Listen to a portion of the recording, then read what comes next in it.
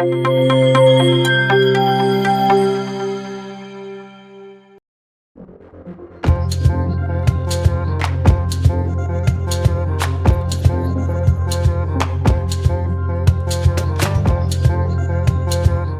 you say to the people who are listening right now? And as a black woman and an entrepreneur myself, we get excited about the possibilities. We see people reacting and doing things and see change coming.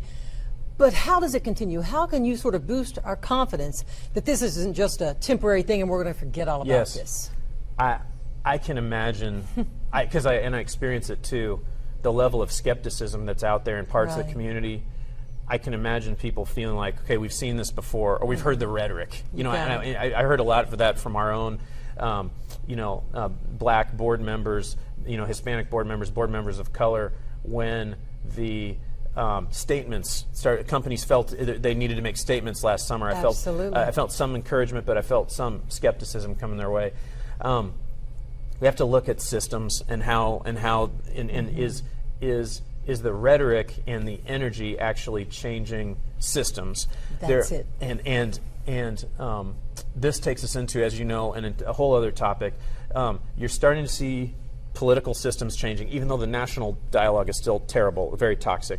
But you've seen political systems begin to change. Just in our own state of Indiana in the past year, you had the first steps of meaningful police reform, limits on police power passed at the General Assembly. Kind of underreported, in my opinion. It's just a first step. It's not everything that needs to happen. You saw the city of Indianapolis take the board that oversees police authority and add 4 more community people, so it's a majority of community people overseeing that. So it's so many more things need to change. You're starting to see the early signs of political systems changing. I think, and I'll expand on this in a second, the thing to look for is the way that businesses go about their processes every day. Is that really changing? And some of the big ones there are on hiring practices. Are they recruiting and promoting more people of color, especially black people, to positions of management authority? Are companies that say they want to make more diverse their supplier base, are they really following through and doing it?